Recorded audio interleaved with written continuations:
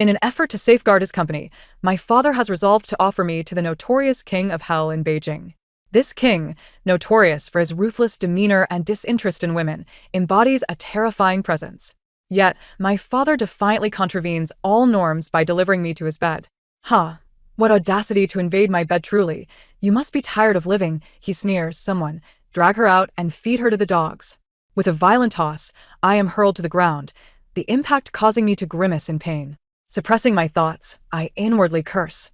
Indeed, he is the King of Hell, quick to threaten one's life. At that moment, the king narrows his eyes, casting a dangerously piercing gaze in my direction. Pray tell, what did you just utter? Seated in his wheelchair, Li Yanting emanates an overwhelming aura, rendering me unable to meet his gaze. My breath catches, and I hastily kneel before him. Tu said nothing. Oh dear, King of Hell, bear witness, I truly uttered not a word. His long fingers tap rhythmically against the armrest of his wheelchair, as if contemplating my fate. A tremor courses through my body, overshadowing any sense of shame about my state of undress. I cannot contain my tears, closing my eyes in despair. Oh heavens, he wouldn't truly wish to take my life, would he? This is all Yao Jing's fault. Why did he have to thrust me onto this man's bed? Now we are all doomed. An inexplicable tension hangs in the air. Suddenly, my chin is grasped by Li Yanting, compelling me to look up at him. As our eyes meet, an odd sense of familiarity washes over me. Why do I feel as though I have encountered him before? Moreover, he does not seem particularly savage. Perhaps the rumors are unfounded. Li Yanting's thumb glides along my chin, tracing its path to my lips. A glimmer of mischief dances in his eyes, and a faint smile plays at the corners of his mouth. Since you have so willingly presented yourself, do not expect to leave. Thus, I became the sole woman in the presence of the King of Hell, who shuns female company. Li Yanting whisked me away from the hotel to his estate. The luxury vehicle glided through the grand gates of the estate, passing manicured gardens, fountains, and several more gardens before reaching his residence. It is no wonder that the protagonists in those novels can never escape this place's vast. However, if it were up to me, I would not wish to flee. After all, in my previous life, I toiled endlessly to pay off my mortgage and car loans, scarcely enjoying a few days of reprieve before my life was abruptly extinguished. Having stumbled upon such serendipitous fortune, I find myself in this new existence. Surely, this life must be preferable to that of a beast of burden? As evening descended, I had just luxuriated in a soothing bath, preparing to nestle into bed for a restful slumber when the ominous figure of the King of Hell made his entrance. Li Yanting, seated in his wheelchair, emanated an aura of authority that was undiminished. Unable to restrain my gaze, I found myself scrutinizing his legs. Could it be that he intends to share my bed? But can his legs truly manage such a feat? Yet, if it were to happen, considering his striking appearance and physique, I certainly wouldn't suffer any loss. A slight cough escaped Li Yanting, a hint of discomfort flickering across his visage. I see you're quite lively. Hence, I've arranged for you to have some tasks to attend to. Before I could fully comprehend his words, he clapped his hands, and before me appeared the butler, laboriously transporting an abundance of books into the room. After several trips, the butler finally took his leave with a bow. I stood there, dumbfounded, before the mahogany desk adorned with a computer, my mouth agape, as if it could accommodate an egg. Tentatively, I ventured, "Mr. Lee, what is this?" Unfazed, he replied, "To summon you at such an hour, of course, is to engage in activities befitting adults." His words infused the atmosphere with a tantalizing allure, only to be swiftly dispelled by his next utterance. Work. I let out a heavy sigh, feeling as though my essence had been siphoned away. Li Yanting, stationed at the desk, periodically requested documents from me. Alas, I struggled to find the correct papers, awkwardly rummaging through the stacks. He may be a workaholic, but why must I endure this torment? I'm so famished now. I wonder if the King of Hell has a penchant for late-night snacks. Li Yanting's fingers paused over the keyboard, causing me to flinch, fearful that a moment of displeasure would lead to my demise. "Your stomach is quite noisy," he remarked. Heat rushed to my cheeks as I hastily covered my abdomen. "Surely not?" With a sidelong glance, he summoned the butler again. "Have Sisterly prepare some food to bring over, with minimal oil and salt." The butler hesitated, but complied with his directive. In no time, the table was laden with a veritable feast. I could hardly contain my delight. Hooray! Long live the King of Hell! At that moment, a light chuckle reached my ears. I glanced over to find his expression unchanged, which struck me as rather peculiar. Chapter 2. After indulging in a satisfying meal, I couldn't help but let out a burp. Li Yanting paused momentarily at the sound and instructed me to retire to bed. Lying there, I observed him diligently working, feeling a swell of admiration. No wonder he is Mr. Li. His drive is unparalleled. It seems I must strive harder. Was it merely my imagination? Or did Li Yanting seem to sit even straighter? I cast a regretful glance at his legs. What a pity! It appears that the King of Hell and his little lord truly cannot manage. I turned away, surrendering to sleep, blissfully unaware that Li Yanting had quietly climbed into my bed after I had drifted off. In the haze of slumber, I felt a pinch at my waist. A muddled thought crossed my mind. Who dares to say he cannot? The following morning, I was roused by the blinding rays of sunlight. The room was empty save for myself. I felt my neatly arranged attire and mused once more. Clearly, Li Yanting's physician friend was rather ineffective, unable to remedy even Li Yanting's condition. Since that time, Li Yanting had taken to working in my room every night. I felt too bashful to sleep, so I resigned myself to the tedious task of fetching documents for him. One could draw parallels to emperors reviewing memorials, while today we have Mr. Li burning the midnight oil. The world is but a vast cycle, and we remain but the lowly laborers. On this particular day, taking advantage of Li Yanting's absence at the office, I quickly pulled out my phone to browse Weibo.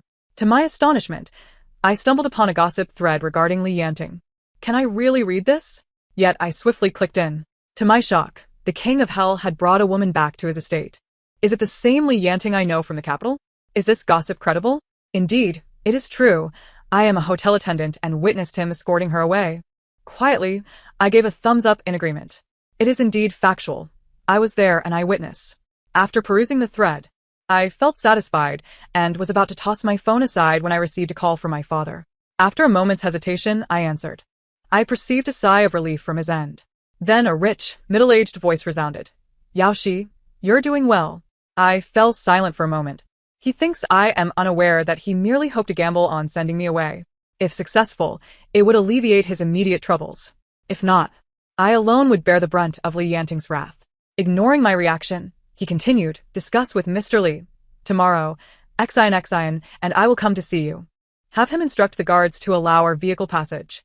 This old man truly believes I am some sort of wishing well. Moreover, Xian seems to be my younger half-sister, the darling of Yao Jing. I was about to refuse outright when Yao Jing threatened, don't forget, your mother is still hospitalized. My heart sank, recollecting the memories of the original owner. A biased father, a hospitalized mother, a convenient sister, and a fractured self, a quintessential setup for a novel S heroine. Understood. Just as I hung up, I heard a commotion behind me. Turning around, I locked eyes with Li Yanting. What brings you back? I had placed the call on speaker, uncertain if he had overheard. Tentatively, I inquired, did you hear anything just now? Oh dear. How am I to broach the subject of that old man bringing my half-sister over? Li Yanting does not strike me as someone fond of disturbances. Wouldn't he cast me aside too, would he? Li Yanting wheeled himself closer to me. What do you think I heard? He deftly turned the question back to me. I cautiously reached for his hand, gently kneading it. My father and sister wish to visit. If you disagree, I wondered if I had misheard. Did he just agree? He grasped my wrist, pulling me abruptly into his embrace. By the time I registered the situation, I found myself seated on his lap. I panicked and attempted to leap away, but he held me firmly in place. His breath brushed against my ear as he whispered, Yao Shi, you would do well not to engage in any mischief. Chapter 3. I froze, forcing a chuckle. What mischief could I possibly conjure? Here I am, sitting on the King of Hell's lap. Wouldn't he suddenly succumb to primal urges? Would he? Oh, I nearly forgot. He cannot. Li Yanting's expression darkened unexpectedly, and he cast me back onto the sofa. I watched his retreating figure, muttering, what a bizarre turn of events. The next morning, as I descended the stairs, I spotted Yao Jing and Yao Xian lounging on the sofa. Surely not. They arrived with astonishing speed. Yao Jing was busy lavishing flattery upon Li Yanting, but upon casting a covetous glance in my direction, his demeanor shifted instantaneously. Yao Shi, is this your attitude while in Mr. Li's home? You should have risen earlier to attend to him. Yao Jing shot me a look, signaling that I ought to apologize to Li Yanting at once. Yao Xian surveyed me with a smug expression, silently conveying that I was beneath her. I rolled my eyes in silent exasperation. Why should I be concerned? The King of Hell hasn't voiced any complaints. What is their pride based on? I pouted in annoyance. Li Yanting gestured for me to join him, and as I settled beside him, he offered me a bite of his sandwich. Not only was I taken aback, but so were the two opportunistic family members. Finally, Yao Jing managed a nervous chuckle. It seems Mr. Li has a fondness for our little Shishi. I discreetly rolled my eyes. When in need, I am called Yao Shi. When convenient, I'm merely Shishi. This capriciousness has not escaped my notice. Li Yanting ignored him, thrusting a fork into my hand. It's your turn to feed me. Could it be? He only fed me a single bite, yet he should at least pretend for a while longer. Nevertheless, I swiftly resumed my tasks. Upon witnessing my newfound resolve, Yao Jing nodded in satisfaction. Conversely, Yao Xian, observing the intimate rapport between Li Yanting and myself, clenched her fists in frustration, causing her bag to contort in her grip. A fleeting glance at her allowed me to discern the envy lurking in her eyes. Yao Xian, my half-sister, had harbored resentment towards me since childhood, particularly after my mother was hospitalized, using her medical expenses to threaten me incessantly. My existence in the Yao household was akin to that of a servant. Initially, Yao Jing had contemplated sending Yao Xian to enjoy the privileges here. Although Li Yanting walked with a limp, he remained a formidable presence. His notorious reputation for brutality deterred many from crossing him, so he opted to test the waters with me first. To my astonishment, fortune smiled upon me. I could only imagine Yao Xian regretting her decisions deeply at this moment. With that thought in mind, I exerted myself even more in serving. It was only when Li Yanting had eaten his fill that I awkwardly set down my fork. After lunch, Yao Jing pulled me aside to a corner and whispered, "When you speak with Mr. Li later, suggest that Xian stays here to keep you company. Remember, as daughters of the Yao family, we rise and fall together." I cast a glance at Yao Xian, who shot me a provocative smile. If my instincts were correct, it was Yao Xian who had incited Yao Jing to make this request. Otherwise, given Yao Jing's obsequious demeanor, he would not dare to provoke Li Yanting at this juncture. Yet, why should I be the one to voice this? Upon returning to the living room, I reiterated Yao Jing's instructions to Li Yanting. His expression darkened. Internally, I clasped my hands in silent supplication. My apologies, Lord of Hell, but I have no choice.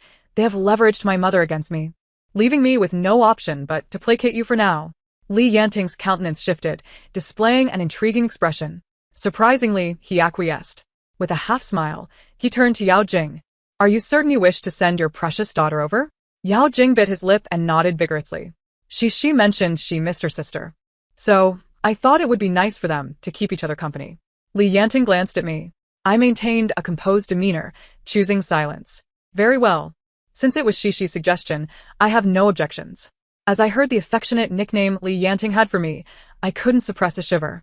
Yao Xian's gaze towards me turned even more venomous. Thus, Yao Xian remained. As Yao Jing departed, he did not forget to threaten me.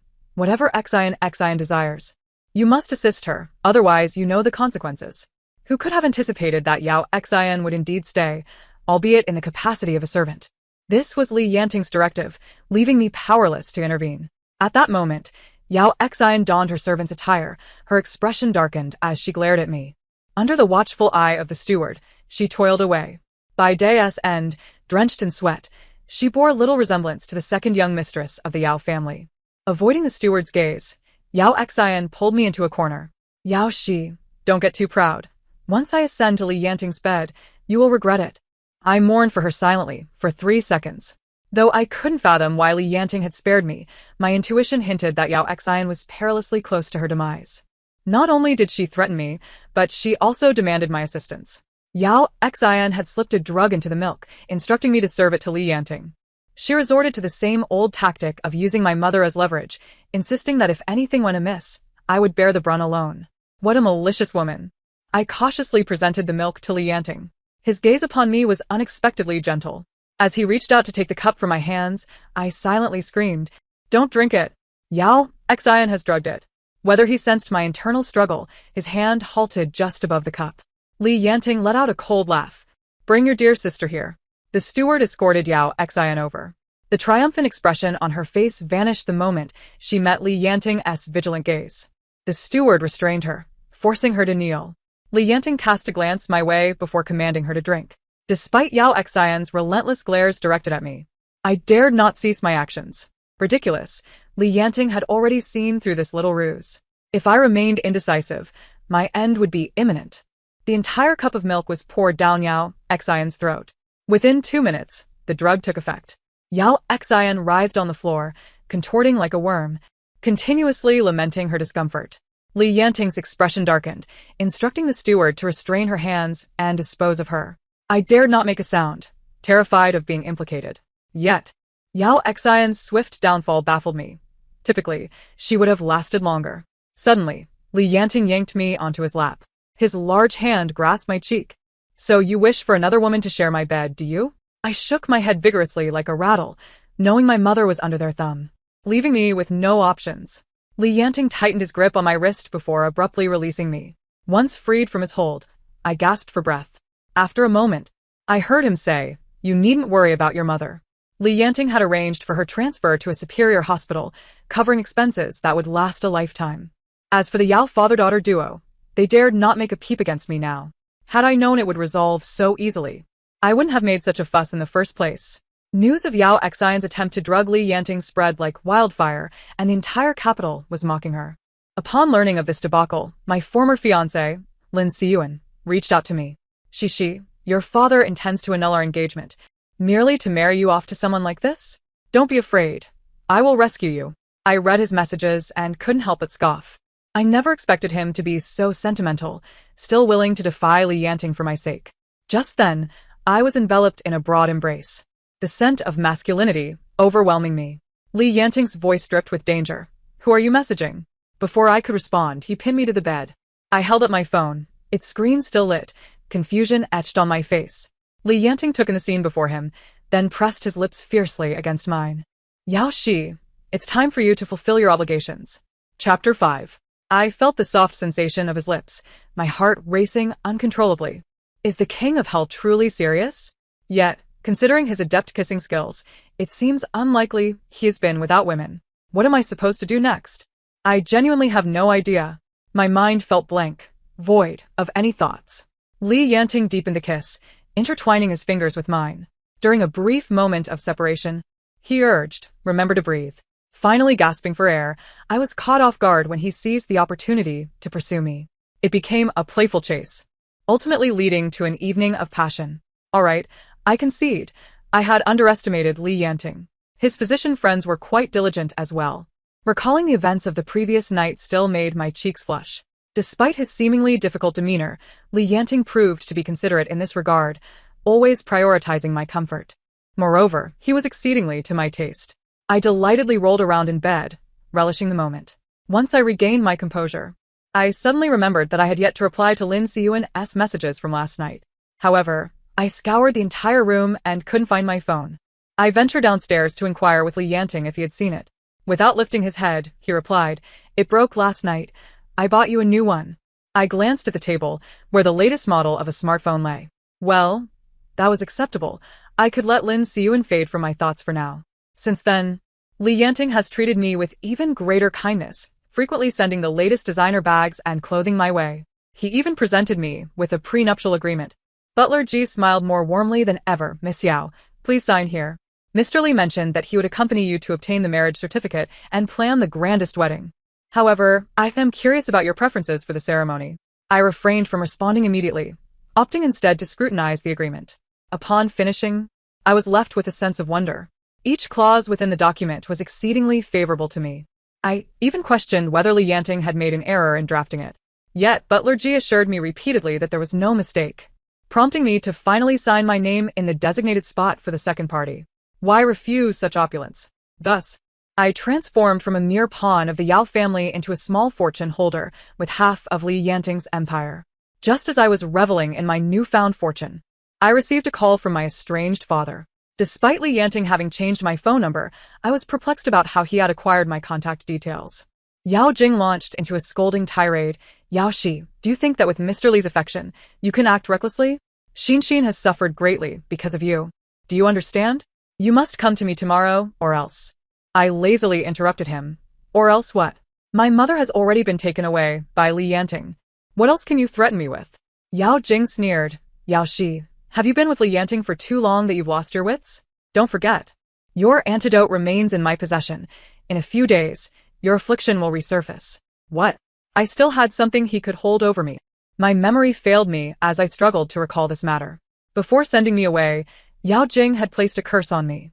I needed to take a monthly dose of medication, or I would be in excruciating pain. I inwardly cursed him for being a cunning old fox. I quickly changed my demeanor and smiled sheepishly. What time tomorrow? Humph. At least you are sensible. Yao Jing instructed me to return home before noon, ensuring that Li Yanting remained unaware. That evening, while Li Yanting was working in his office, I approached him with feigned enthusiasm, offering to massage his shoulders.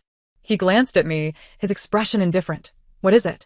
I just wanted to mention that I'd like to return home tomorrow. When? I'll have Butler G prepare the car. I'll accompany you. Hearing this, I quickly replied, no need. Li Yanting paused his work, turning to look at me. Do you find me embarrassing? Chapter 6. Of course not. I just think you're far too busy, and I wouldn't want to impede your ability to earn. After all, the more you earn, the more you can share with me, right? I averted my gaze, refusing to let Li Yanting see my furrowed brow. Apologies. Lord of Hell, I never intended to deceive you. Blame it on that old scoundrel, Yao Jing. For some reason, I sensed a heaviness in Li Yanting's voice. Is that truly how you feel? Absolutely. Li Yanting said nothing further, merely instructing Butler G to prepare the car for tomorrow. I released a quiet sigh of relief, unaware that all my subtle actions were being closely observed by him. The following noon, I arrived at the Yao family home as agreed, only to discover an unfamiliar face. Yao Jing seized me by the arm, his voice laced with menace. This is the heir of the Li family. You'd best tread carefully. My eyes widened in shock. The Li family has two prominent figures, the formidable Li Yanting and the young heir, Li Angxian. They are both scions of the Li clan, but are notoriously at odds with one another. I managed a strained smile, unsure of Yao Jing's intentions. Li Angxian scrutinized me from head to toe before scoffing. I expected a breathtaking beauty capable of captivating my uncle. Turns out it's nothing extraordinary. Yao Jing rubbed his hands together, grinning obsequiously. She's merely average-looking, relying on her quick wit. Oh, if that's the case, I trust Miss Yao won't hinder our important matters. This statement was veiled with a threat. After Li Angxian departed, Yao Jing revealed the reason for summoning me.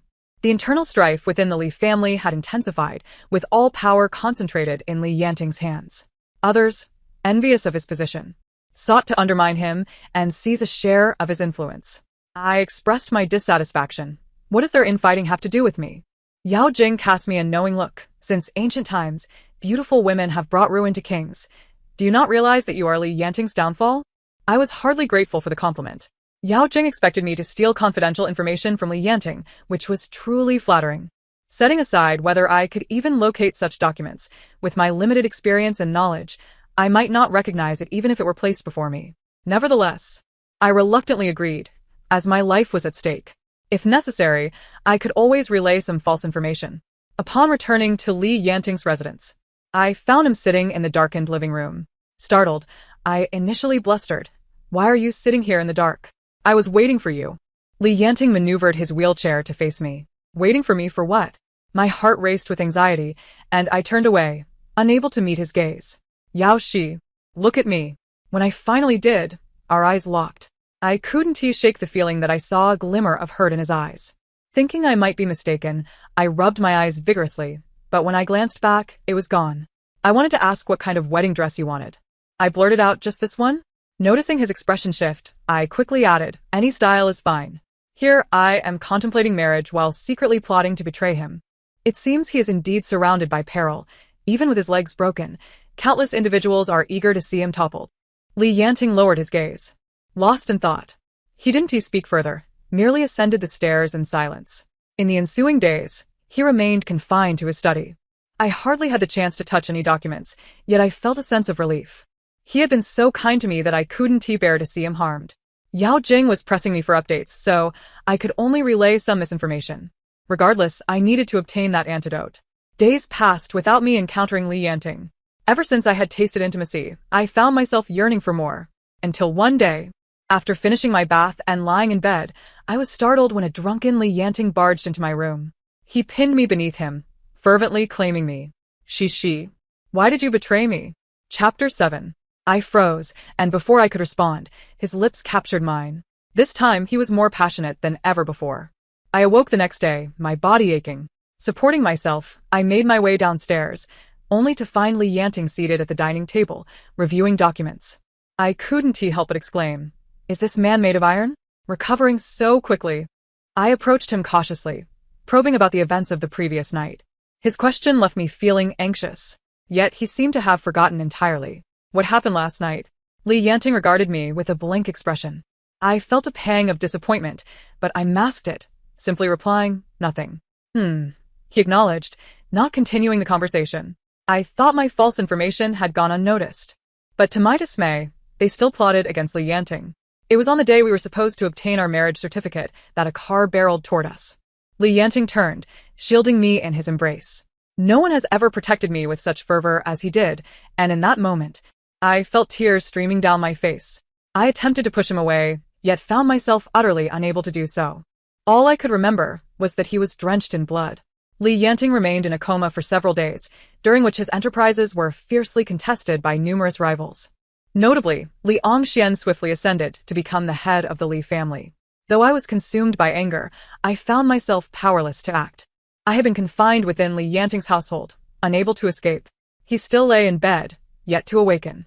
Each day, I wept profusely, my hands clasped in fervent prayer to the Buddha, yearning to trade my life for his consciousness. The prayer beads remained silent. Li Yanting showed no signs of waking. One day, Lin Siyuan came to find me, his expression fraught with urgency as he grasped my hand, urging me to leave. "Cici, you must come with me." Before I could fully comprehend the situation, he had pulled me forward a couple of steps. I then forcefully shook off his hand. "I won't go." Lin Siyuan's mouth fell open, his face a portrait of hurt, his eyes glistening with unshed tears. "Cici, are you reluctant to leave Li Yanting?" I fell silent. Whether I was reluctant or not was uncertain. All I knew was that I did not wish to abandon him at such a critical juncture. Seeing my lack of response, Lin Siyuan's conviction only deepened. Ultimately, he turned to leave, leaving me with a parting remark. "If you ever wish to escape, just give me a call, and I will come to rescue you." But I could not leave, for Li Yanting had awakened. It was on the very evening Lin Siyuan attempted to take me away that he regained consciousness. True to his nature, he swiftly regained control of the situation, decisively toppling Li Angxian. From that moment forth, the Li family was ruled solely by the King of Hell, with no trace of a prince left. Yao Jing sought me out once, imploring me to intercede on his behalf with Li Yanting. It was then that I realized the so-called hex was nothing more than a ruse, a means for Yao Jing to manipulate me. Infuriated, I instructed the butler to expel him from the premises. Yet he had the audacity to utter, "Dare you swear this ISNTA performance you orchestrated with Li Yanting?"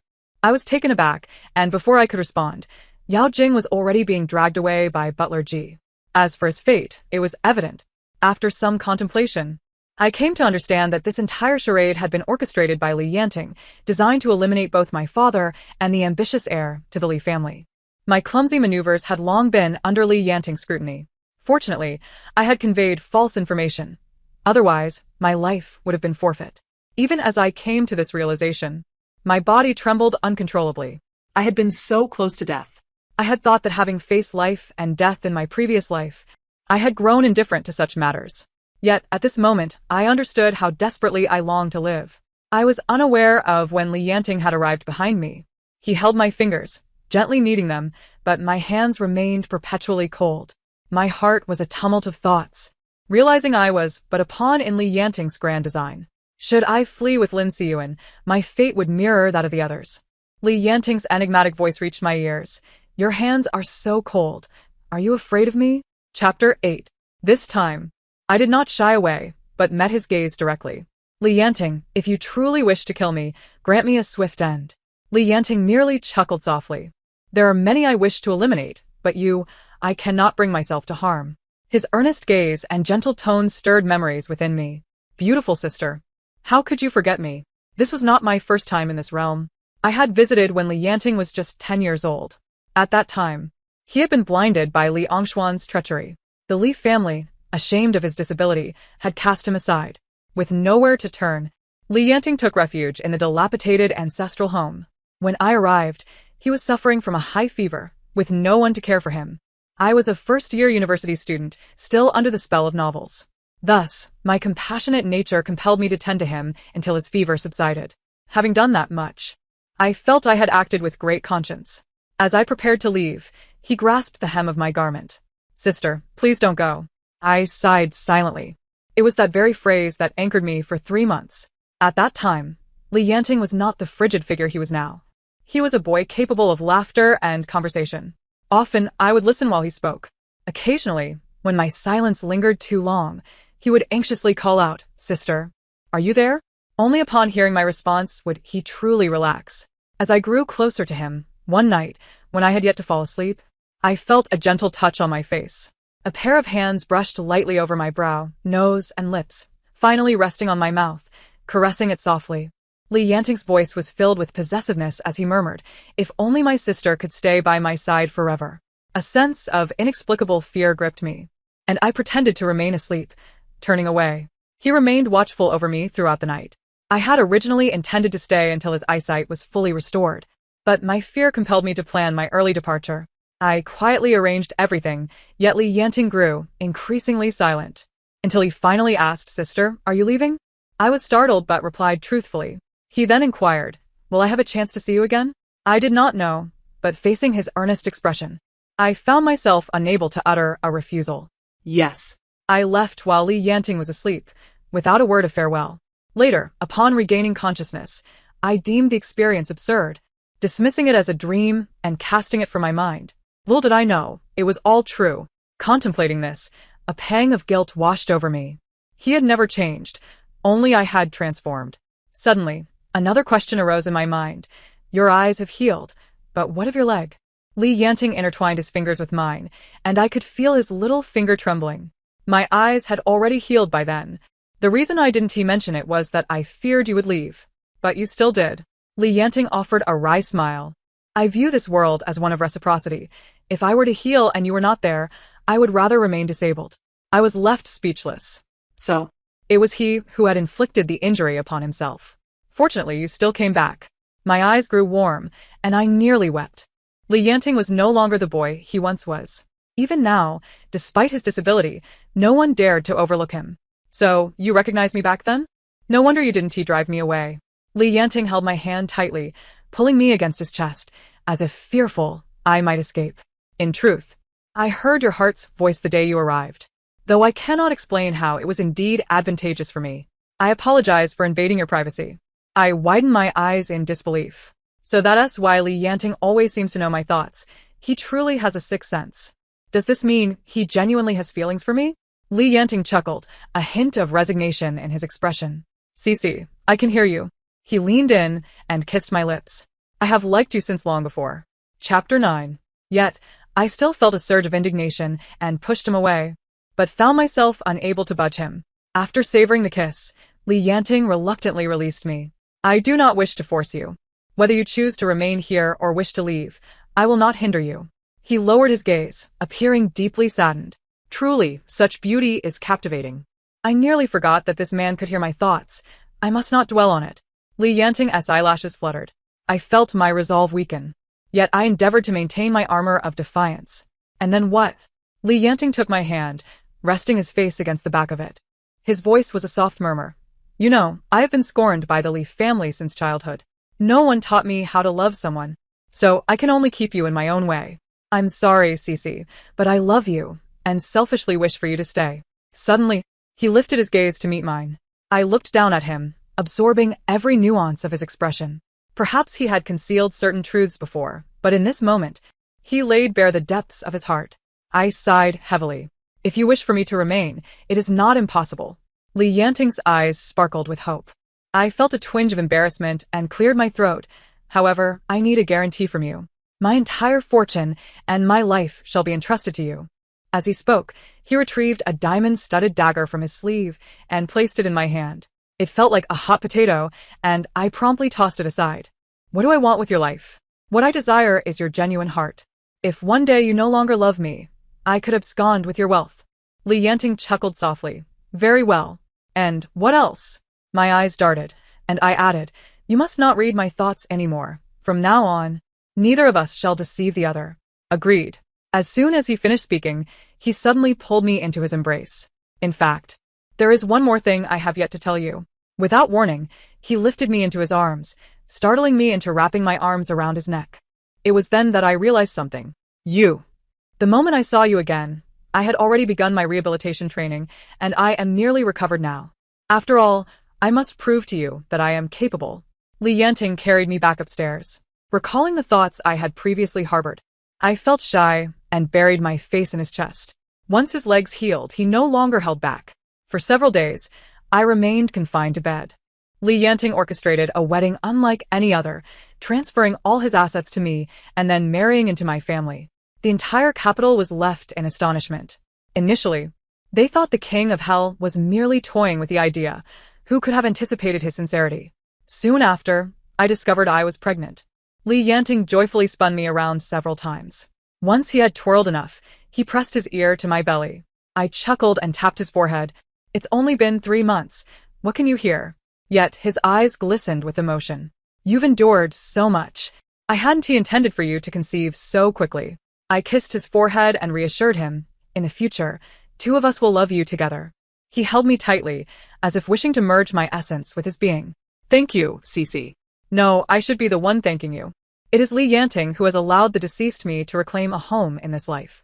I believe that everything in this world is predestined. The moment the heavens allowed me to traverse into this life was meant for us to love one another. The end. Thank you for listening. Until we meet again in the next tale.